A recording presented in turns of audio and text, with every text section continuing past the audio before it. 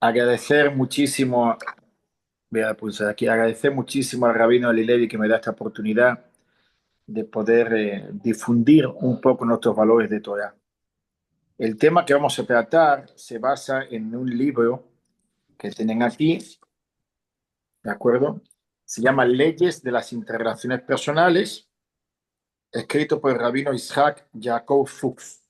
Es un rabino que vive actualmente, que está activo además, muy activo, y escribió este libro sobre las leyes que debemos de aplicar cuando nos relacionamos con nuestro prójimo. Quiero, antes de entrar en el contenido del shiur de hoy, quiero hacer una pequeña, un momento, voy a cerrar un momentito la puerta.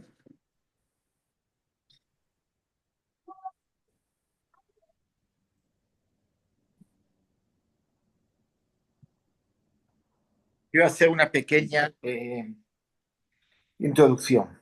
Eh, las leyes que rigen el comportamiento con nuestro prójimo no solamente son consejos, no solamente es lo que se debería hacer o es una idea bonita de cómo debo de comportarme. No, no, no. En muchos casos es la halajá.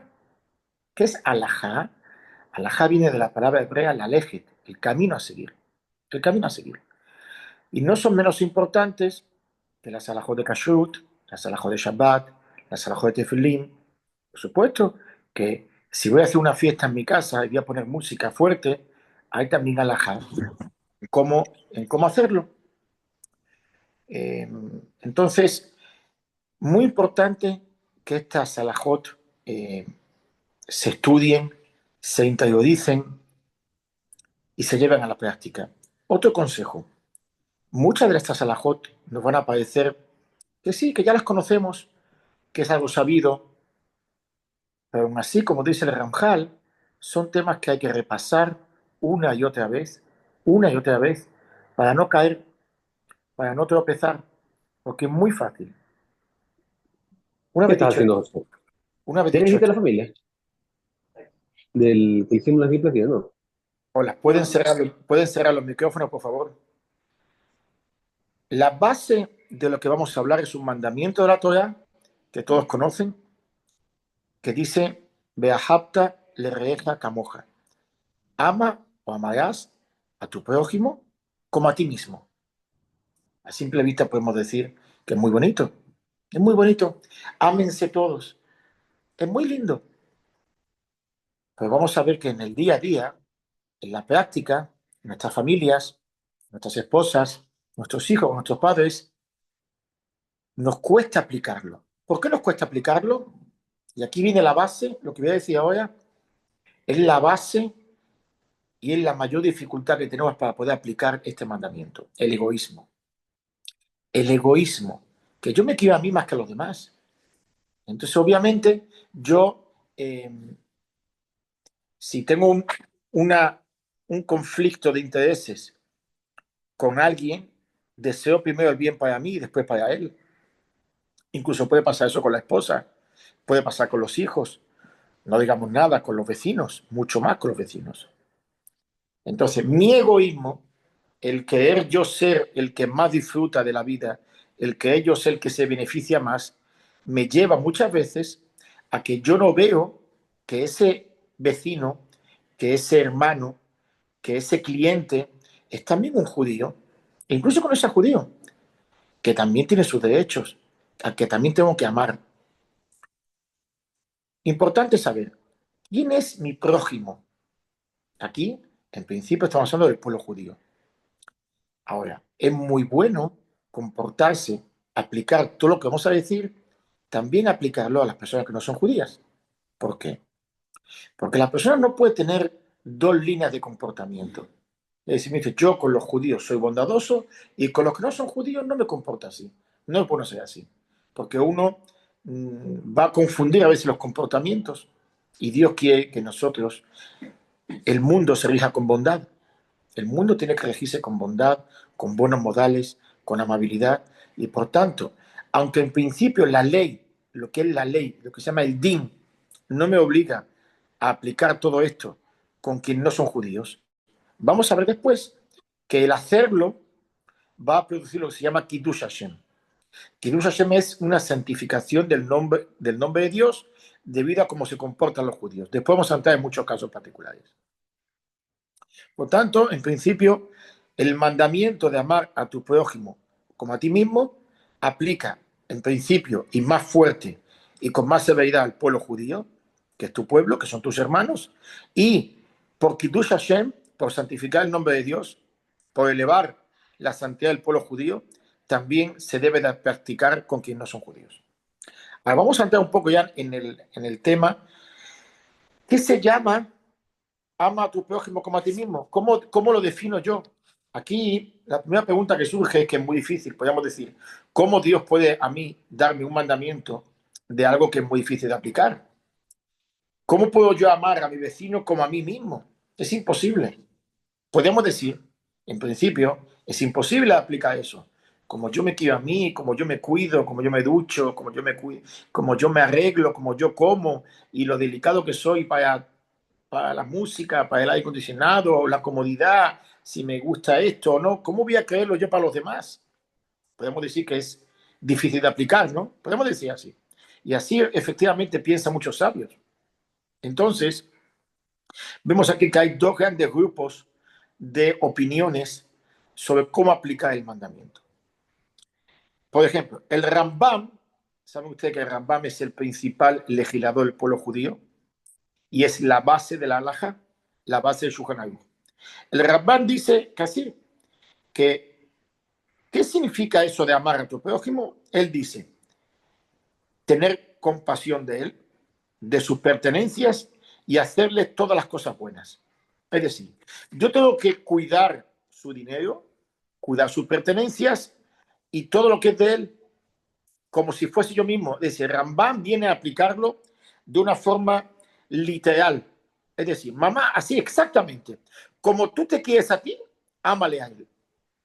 El Rambam piensa que se puede hacer ese esfuerzo y sacrificar uno a veces para hacerle el bien al otro, como a ti mismo, exactamente como a ti mismo. Todo el bien, en resumen, todo el bien que tú quieres para ti, también hácelo a él. ¿Se imaginan cómo aplicamos esto en una oficina de trabajo donde hay competencia entre los que trabajan allí? ¿Cómo se aplica? Yo puedo hacer algo que le perjudique a él para yo ganar más dinero. Podemos decir no, no. ¿Por qué? Porque tú tienes que hacerle a él todo lo que tú quisieras para ti, de forma activa, de forma activa. Sin embargo, hay otro grupo de sabios, entre ellos el Ramban. Hay Ramban, que es Rabbi Moshe ben Bamón, y hay Ramban, terminado en N, que es Nachmanides. Vivieron casi la misma época, el Rambam primero, después el Rambam en España. El Rambam es de Córdoba, el Rambam es de Cataluña, de Barcelona, y el Rambam opina de una forma diferente. También él trae esta opinión, el Rab Jonathan Ben Uziel, el Smag y el Marashá, que es como hoy día solemos aplicarlo más, que es darle la vuelta y verlo en sentido negativo. Es decir, ellos dicen así, no le hagas a tu compañero lo que no te quisiera que te hagan a ti. ¿Ok? La base es la misma. Como yo le amo a él, como yo le amo, no le perjudico en nada que me perjudicaría a mí.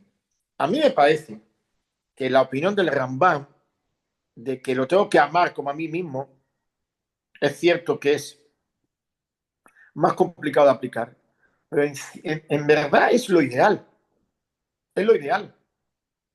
Es lo ideal. Que lleguemos a ver a nuestros vecinos, a nuestros amigos, a nuestra familia, especialmente a nuestras parejas, esposos, esposas, novios, hermanos, verlos como parte de nosotros mismos, como si fuese un clon, como si fuese un hermano gemelo mío. Lo que ocurre es como muchos sabios saben de la dificultad de aplicarlo, vinieron a hacer una especie de, vamos a llamarle pequeño descuento, de decir, bueno, mira, ya que no es capaz de aplicarlo como deberías de aplicarlo, es decir, de una forma activa amar a los demás, por lo menos intenta no hacerles a ellos lo que a ti no te guste que te hagan. Entonces ya tenemos la base del mandamiento. A partir de aquí, nosotros vamos a poder deducir nosotros solos todas las, todas las alajot que vienen aquí. Ahora, ¿cuál es el principio básico? El principio básico es mi lucha contra mi ego. Cuando mi ego es lo más importante para mí y yo estoy encima de todo, va a resultar muy difícil que yo pueda aplicar eso, lo que estamos estudiando.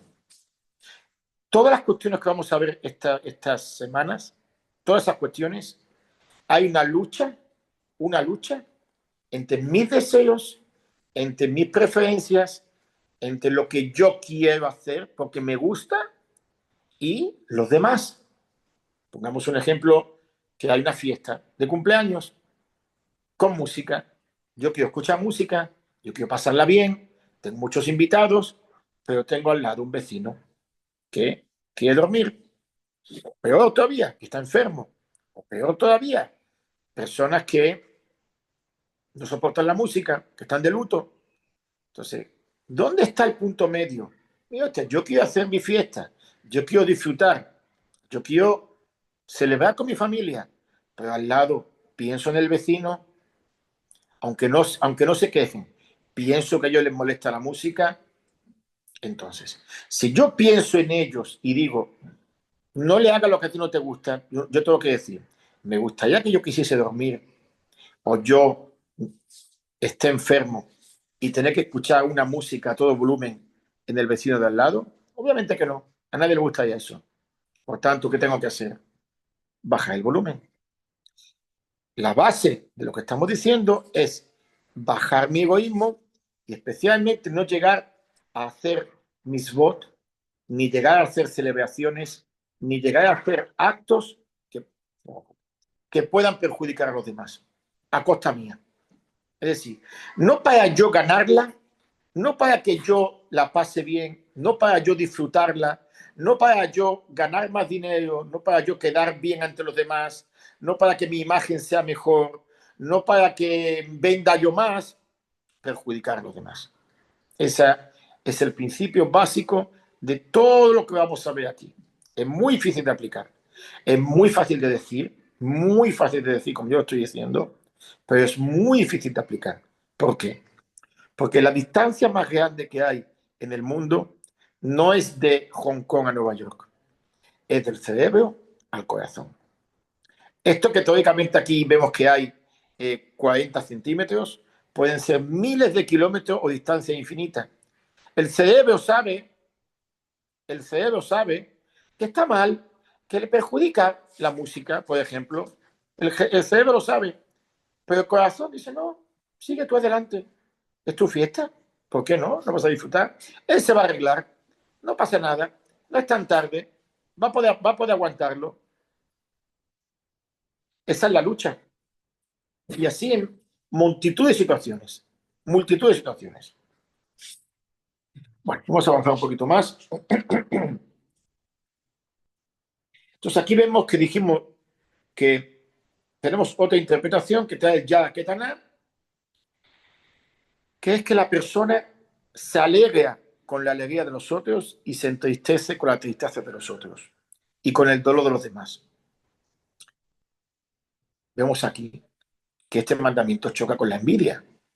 Es decir, cuando mi vecino se trajo un coche muy bonito, muy lindo, nuevo, y yo no tengo ese coche tan lindo, cuando lo veo, digo, uy, qué bien, qué coche tan lindo. Realmente mi intención, mi pensamiento es ese. Escuché una vez que cuando la persona llega al mundo venidero, 120 años para todos, digamos que le van a poner la película de su vida delante de Dios. Y esa película está subtitulada. Y yo pregunté, ¿por qué está subtitulada? ¿Acaso Dios no conoce los idiomas? Mira, el audio es lo que la persona dice, los subtítulos es lo que la persona piensa. ¿Qué quiere decir? Que uno puede estar viendo el coche del vecino. Qué bonito coche, qué maravilla, me alegro mucho, pero está pensando, ¿de dónde sacó el dinero? ¿Cómo puede ser? Siempre se quejaba de que no le iba bien. ¿Qué hizo para tener este coche? Esa naturaleza humana, que nadie se lleve a confundir, no, yo no soy así. Cada uno en su medida, unos más, otros menos, tiene esos defectos. Igual cuando puede pasar cuando se casa la hija del vecino, o del sobrino, o del amigo, que hace una boda más bonita, o la novia más linda, o las notas que saca mi sobrino son mejores que las de mi hijo, o el bar mitzvah que hizo cuánta comida y qué linda que sea tan fiesta, qué bien te quedó todo. Realmente en el corazón te alegras por él. Todas esas cosas tenemos que pulirlas. El mandamiento de amar a tu prójimo es amarlo a él de verdad. Significa alegrarse con lo que a él le alegra de verdad, de corazón, y entristecerse cuando las cosas no le van bien. Sentirlo de verdad.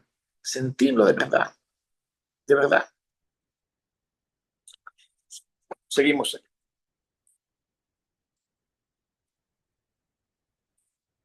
Nos da aquí el autor, el rabino Fuchs, nos da un consejo pequeñito, en palabras, pero profundo, en cómo poder llegar a amar o cómo poder llegar de verdad a no desear a mis vecinos lo que no quiero para mí.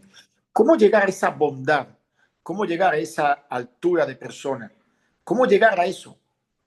Respetando a los demás, sabiendo que esa persona es importante, que esa persona también tiene sentimientos, valorando sus sentimientos, viendo que es un hijo de Dios, como yo, igual que yo, que esa persona también quiere ganar dinero, que esa chica también se quiere casar, que esto otro también quiere sacar buenas notas en el colegio, que esto también quiere tener éxito, que él también quiere dormir o se quiere divertir y tiene derecho a hacerlo. Cuando yo veo a los demás, escuchen bien, como hijos de Dios, pero de verdad, no como algo ajeno a mí, no como algo ajeno a mí, como algo que tiene una existencia auténtica y que tiene todo el derecho de vivir, de disfrutar, de ganar en todo como yo, igual que yo, que él es igual que yo, él no es menos que yo, es igual que yo. En ese momento lo voy a respetar más. Otro consejo que yo aprendí de mis maestros es verlo como si fuese un hermano al que amo, pero no todos los hermanos se aman, como un hermano al que amo. Si mi vecino, por ejemplo, está haciendo ruido con la música, yo le da vuelta, yo soy el perjudicado y yo ya no sé qué hacer para que la música baje. Ya fui, le dije con buenas palabras que baje la música, me sigue molestando. Si fuese mi hermano con el que me llevo muy bien, ¿llamaría a la policía? Seguro que no. Entonces aquí tampoco. Ah, pero yo ¿por qué me tengo que perjudicar? Bueno, aquí hay una cosa, aquí hay un clal, aquí hay un título fundamental para poder seguir avanzando, que es la fe en Dios. Todo lo que pasa en mi vida, lo bueno y lo que no es tan bueno, es la voluntad de Dios que me pase. Seguro. Entonces, si voy a perder dinero, si me está molestando la música, si, esa, si ese chico se lo llevó otra chica, el hijo de mi vecina, como un shira, como un compromiso para él, tengo que saber que también Dios está allí en todo. Tengo que saber que Dios dirige el mundo y que ahí me va a llegar lo que me tiene que llegar. Ah, si yo no tengo que defender mis derechos, hay formas de hacerlo, hay formas de pedir, ¿de acuerdo? Vamos a ver ahora algunas actitudes de las personas que tenemos cuando nos levantamos y vamos a ver si es adecuado a la halajá o no. Si ese comportamiento que yo hago, que es por hacer una misma, vamos a ver ahora el tema que vamos a tocar de las leyes con el prójimo es muy amplio. Es muy, muy amplio.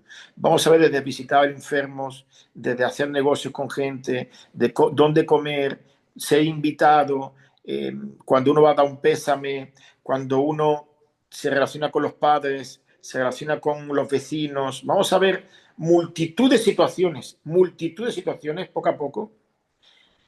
Y en este momento vamos a ver la persona que hace misvot, lo que vamos a entrar es persona que hace misvot, habiendo para los demás un posible perjuicio. ¿De acuerdo? Por ejemplo, un caso muy típico es la persona que se levanta para ir a tefilá. El hombre se levanta para ir a tefilá muy temprano. Hay minyan desde las 6 de la mañana a veces, incluso antes de las 5, 5 y media. Y el hombre se levanta para tefilá. Ahí, por supuesto, no hay ni que decir que la persona se tiene que levantar sin hacer ruido. El hecho de que yo voy a tefilá a mí no me da permiso de abrir y cerrar puerta fuerte, de ducharme una ducha de 10 minutos que hace a veces mucho ruido, de mover zapatos y de mover muebles y de buscar una camisa, encender la luz porque no la encuentro. No, está prohibido. Porque a ti no te gustaría que te hagan eso si estuviese durmiendo. Pero incluso que uno va a hacer una misma de rezar, no tiene permiso de hacerlo.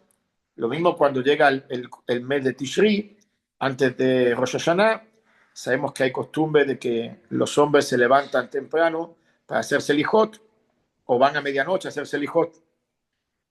Tanto en un caso como otro, en el primer caso que se levantan a las 5 de la mañana para hacerse lijot, que no es mitzvah, es una buena costumbre, no es mitzvah, no tiene que levantar a los hijos y la esposa para que él vaya, llegar el primero al Beta Knesset. Por supuesto que no.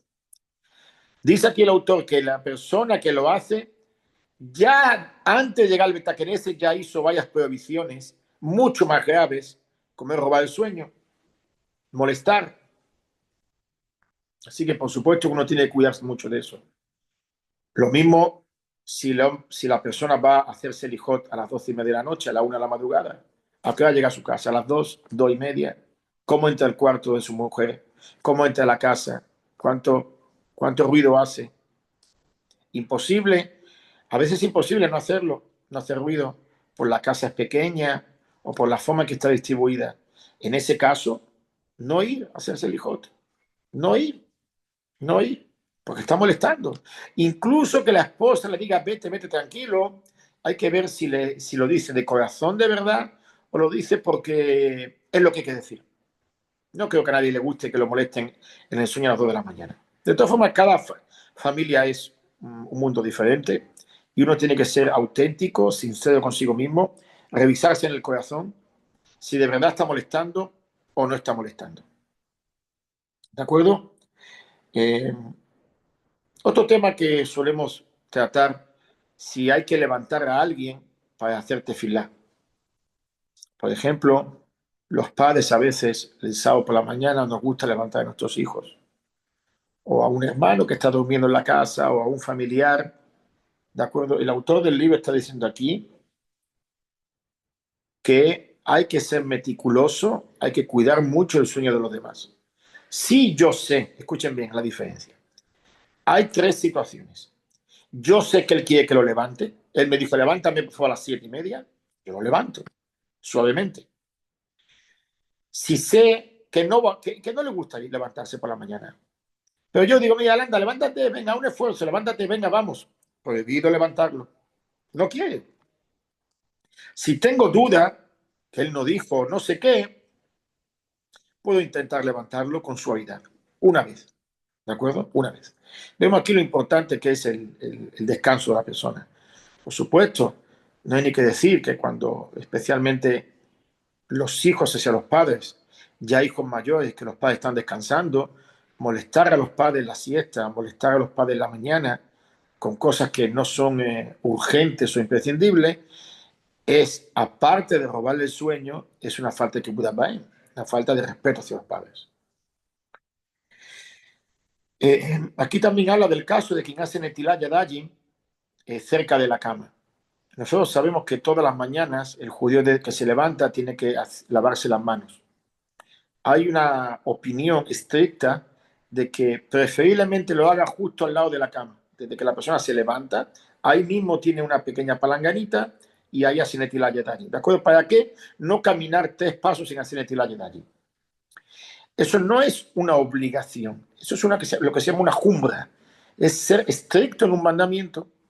Ahora bien, es muy bonito hacerlo así, pero ¿a costa de qué? Eso genera a veces el vaivén de agua, que la persona, la mujer quizás no vio que está puesto en el suelo, a veces genera ruido, a veces moja el suelo.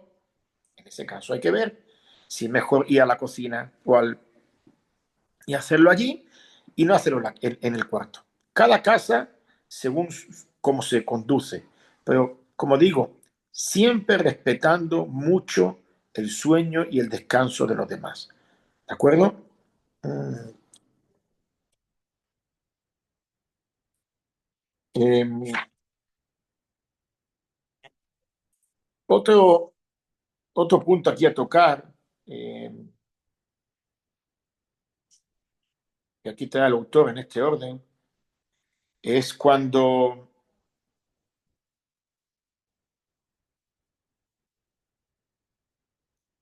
la persona va a comer, ¿de acuerdo? Por ejemplo, vamos a poner un caso para que veamos, lo podamos entender. Eh, supongamos que en un colegio, en una universidad o en un evento, una fiesta, un bar mitzvah, ¿de acuerdo? Hay una mesa grande con comida, ¿de acuerdo? Y en medio, por ejemplo, hay un plato con salmón, por poner un ejemplo. La pregunta aquí que nos hacen es si yo llego y ocupo 4 sillas para mi familia, todavía no llegaron ellos, si yo a la vez también puedo ponerles comida a ellos que aún no llegaron, porque yo sé que les gusta el salmón, yo sé que les gusta el salmón. Si eso perjudica a los demás o no perjudica a los demás. Son preguntas finas, ¿eh? Entonces, vamos a entrar aquí en muchos temas que son finos. Uno puede decir, ¿qué importa? ¿Qué importa? Sí importa. ¿Por qué? Porque ya hay menos comida allí. Tenemos que ver cuál es la costumbre del lugar. Si sé que hay más comida, que van a tener más. Pero cuando se hace eso es porque normalmente esa comida no hay mucho. ¿De acuerdo? Entonces, si no están las personas, ¿para qué les pones? Lo van a comer frío, que se lo pueden poner, viene gente a comer, ya no queda, y están 4 platos con comida, que no vinieron todavía los dueños de los platos. Entonces, ¿cómo queda eso? ¿Pensaste en los demás? ¿Pensaste en los demás como a ti mismo? Si pensaste en los demás como a ti mismo, que lo coman ellos. ¿De acuerdo? Por otro lado, otra pregunta muy que surge muchas veces. Uno va a una boda y se quiere llevar comida. Se quiere llevar comida. Hay, por ejemplo, un pollo muy rico, una carne muy buena, o hay unos postres muy buenos también en el buffet. ¿A quién no le ha pasado que se quiere llevar comida? La pregunta es, ¿está permitido? ¿Está permitido o no está permitido? Aquí estamos ya entrando también en un tema no solamente de Beahavta Reja Camoja, sino de Dinema Monot, es decir, leyes sobre robo, lo que no es mío. Entonces, la norma es la siguiente. Todo lo que está en el plato, lo que está en el plato, eso es mío. Yo puedo disponer de él. ¿Qué quiero decir?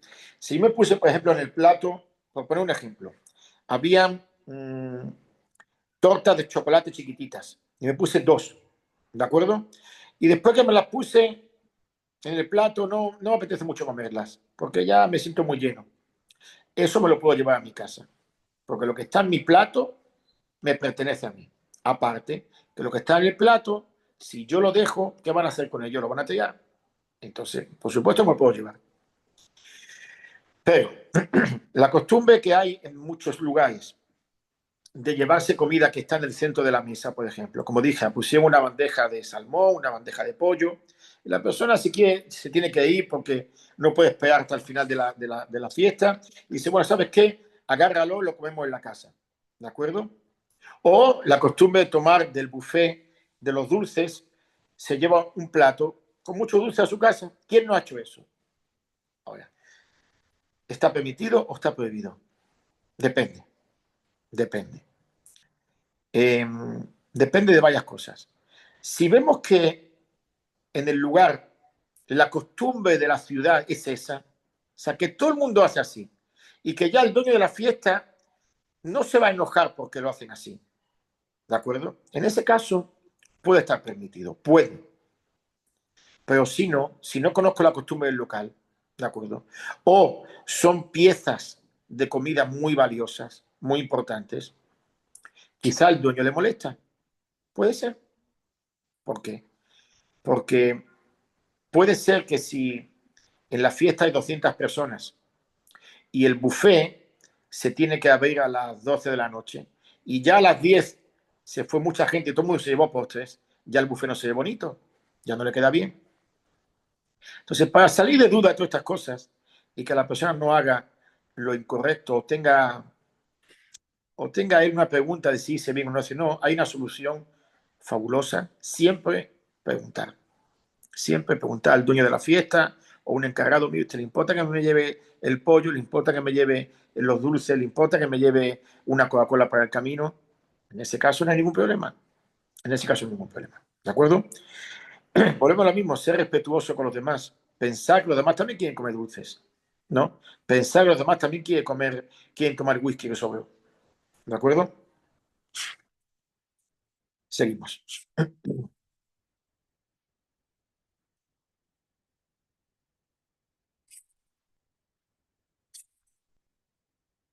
Otra pregunta que puede surgir aquí es eh, que me habla aquí de Purim. Aquí me trae una cuestión que también es muy interesante. Sabemos que en Purim hay una alajá que es hacer un banquete con comida, con vino y beber. Y beber. Eh, ¿Por qué traigo este tema? Porque este último Purim surgió en, en unos vecinos una situación en la que había un invitado que bebió de más. Y hay gente que cuando bebe no sabe controlarse. Entonces, ¿cómo puede ser que una persona para hacer una misbah, que es beber vino en Purim, y como dice la halajá, no distinguir entre rey Amán y, y Mordejai, cómo puede ser que la persona puede llegar a insultar, puede llegar a bailar con la esposa del amigo, puede llegar a comportarse de una forma grosera, muy, muy vulgar? Entonces, obviamente, no hay que decirlo allí, que la persona que sabe que puede llegar a eso tiene prohibido beber. Prohibido beber. ¿De acuerdo?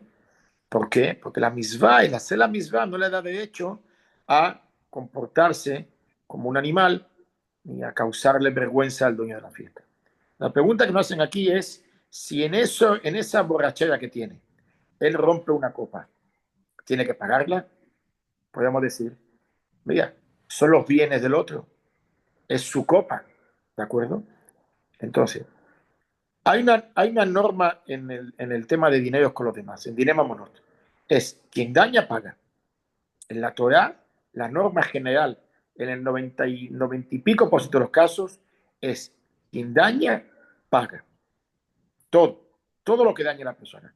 Sin embargo, en Pueblo los jajamín tuvieron un poquito de consideración a que dado que una misa de beber, le van a permitir que rompa cosas, no van a permitir, le van a exentar de pagar cosas de poco valor.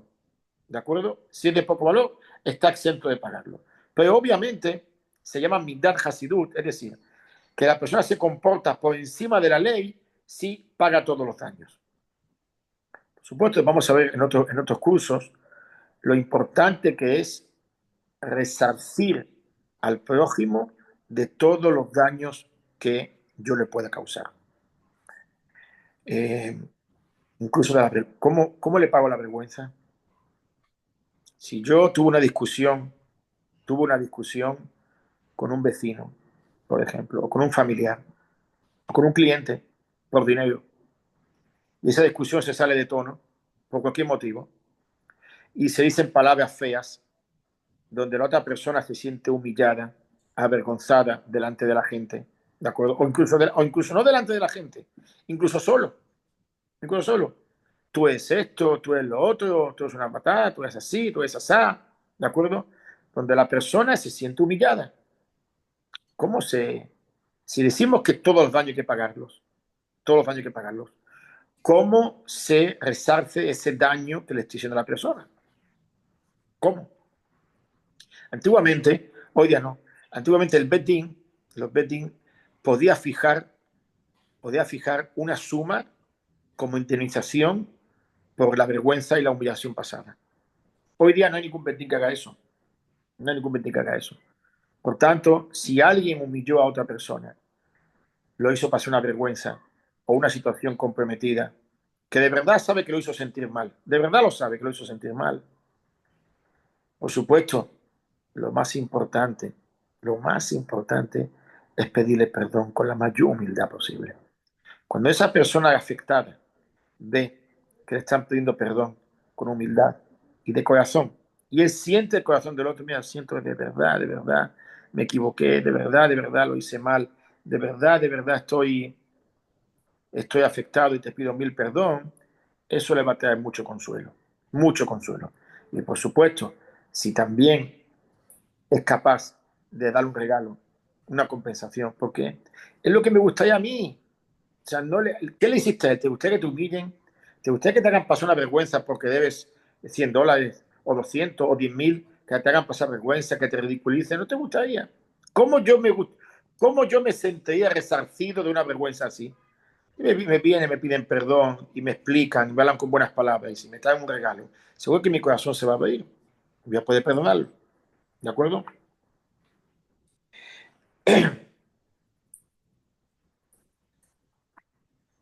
Seguimos.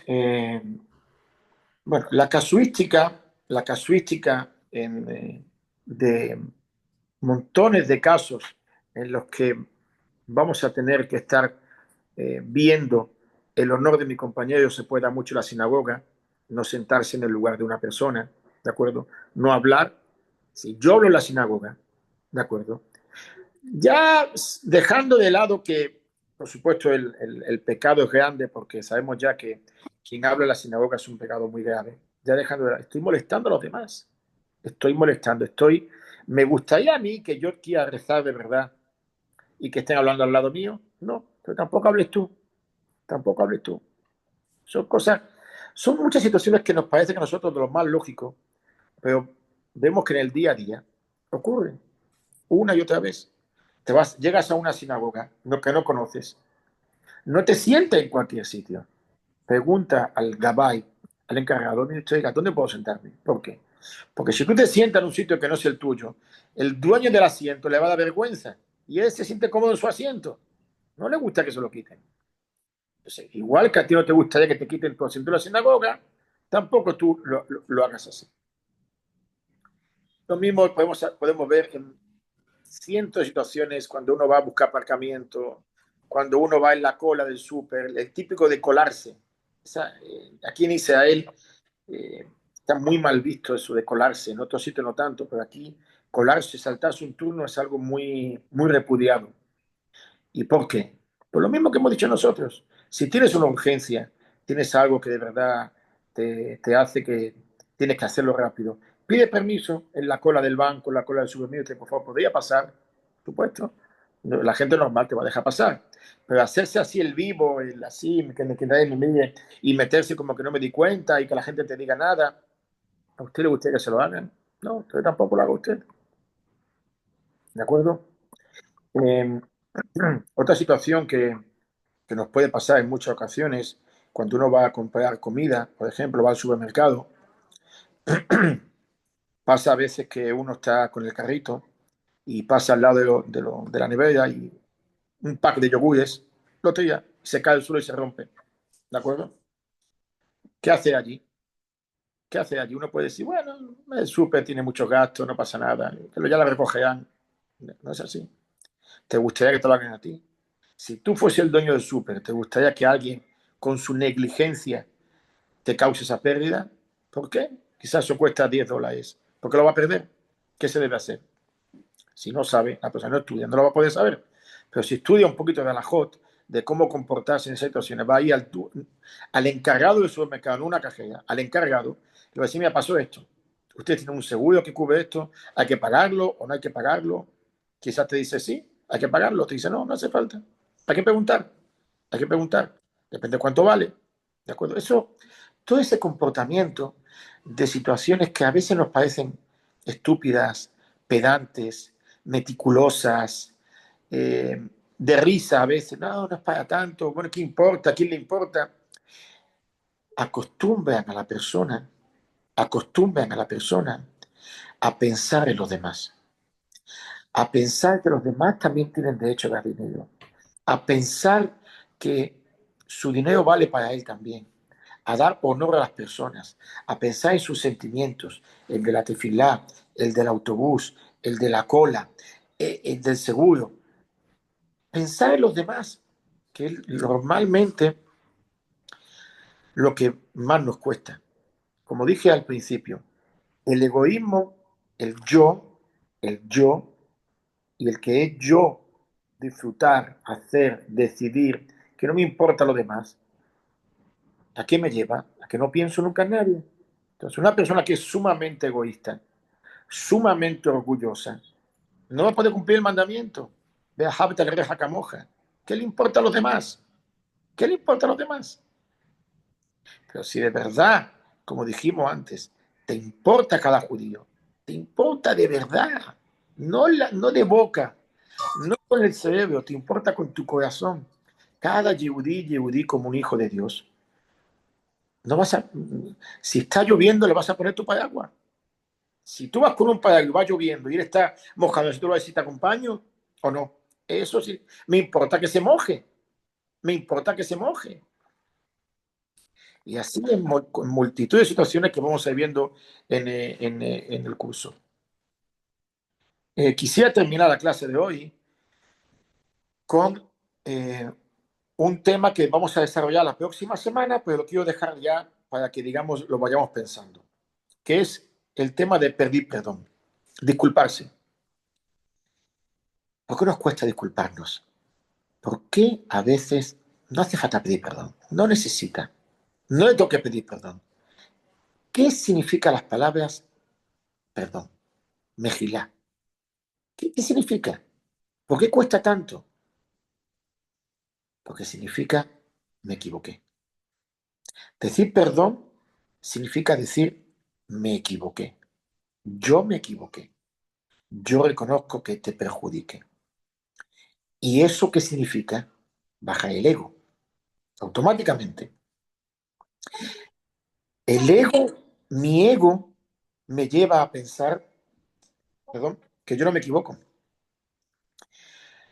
El decir perdón es un reconocimiento de alguna forma para algunas personas de una debilidad, pero realmente no es una debilidad, porque quien pide perdón demuestra realmente que es fuerte, demuestra que controla su sentimiento, controla su ego y lo sabe dominar su ego. El ego, en muchos casos, es importante. Hay que tener una cantidad de ego, es importante. El ego permite hacer cosas, el ego le da valor a la persona, pero mucho ego me impide a mí relacionarme con los demás. Mucho ego me impide pedir perdón. Pensemos una cosa, ¿cuántos y cuántos problemas familiares, especialmente las parejas, especialmente con los hijos, especialmente con los padres, se pueden resolver o se podrían haber resuelto diciendo perdón? ¿Cuántos? ¿Qué nos pasa a nosotros? ¿Qué nos cuesta? ¿Por qué nos cuesta? Porque no valoramos que esa persona, ese vecino, le dañé. Bueno, ya está, se va a arreglar. No, no lo hice tanto, no es para tanto. Bueno, ya pasó, ya está, ya pasó. Ya pasó. Pero en su corazón, ¿qué hay? ¿Qué hay en su corazón después de eso que le hiciste? ¿Qué hay? Es verdad que el ser humano tiene una capacidad intrínseca de perdonar, pero muchas veces no. Y muchas veces se queda un rencor, se queda un mal sabor, que impide el acercamiento de corazones. Lo impide. ¿Y cuántas personas se alejan por malas palabras? ¿Cuántas personas dejan de visitarse, dejan de una boda, dejan de querer pasar por esa calle? Porque él me hizo, él me dijo, él no me habló, o él me... no, mil situaciones. Entonces, el próximo shiur vamos a intentar desarrollar un poquito más cómo pedir perdón, a quién pedir perdón, eh, qué lenguaje usar, qué gestos usar, porque lo más importante del perdón es que la persona se lo crea. Es decir, si no digo, bueno, bueno, perdona, ya pasó, ya pasó. No.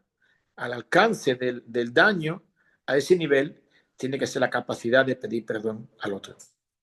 Tenemos que entender que esa capacidad de pedir perdón puede hacer volver los corazones de unos con otros.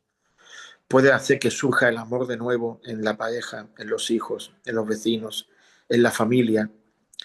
Y que si no, lo que a mí me parece que él me perdonó, no fue así, sino que él la pasa, pero está acumulando ese dolor y hay otro dolor y a veces hay más dolor y a veces hay más hasta que la bomba explota y ya las consecuencias son nefastas.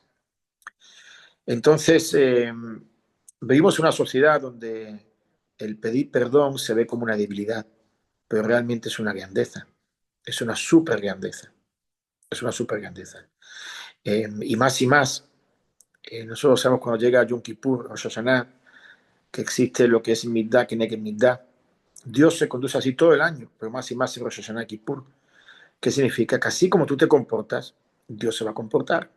Entonces, si tú no perdonas a tu esposa, a tu esposo, a tu vecino, a un hermano, no lo perdonas por algo, un comentario, una expresión, cualquier cosa, que en el fondo, cuando uno lo analiza, ¿qué son? Situaciones estúpidas, situaciones de niños muchas veces, situaciones de orgullo, situaciones que dice uno, y por esto dejo de hablarle, por esto, porque no me invitó a la boda, o porque no me saludó, o porque no me prestó el dinero que le pedí. La persona que de verdad ama a su prójimo le va a perdonar todo.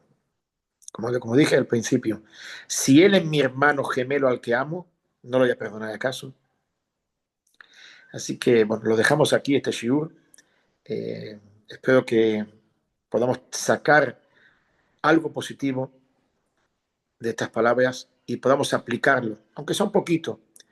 El, el abodata la midot, el trabajar la midot, el trabajar las cualidades de la persona, lleva una vida entera. Nadie cambia de un día a otro, nadie cambia un shiur. Nadie, nadie.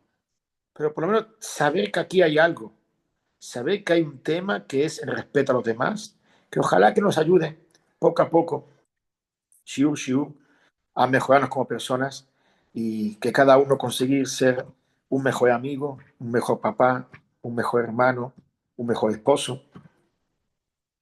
La persona a la que hay que más hay respetar, lo digo yo para mí también, el prójimo más cercano al hombre es su esposa. Es la persona a la que más hay que respetar, a la que más hay que pedir perdón y en la que más hay que pensar. Muchas veces es al revés. Por supuesto, también en los padres, también en los hijos. Seguimos este show el próximo lunes. Gracias por el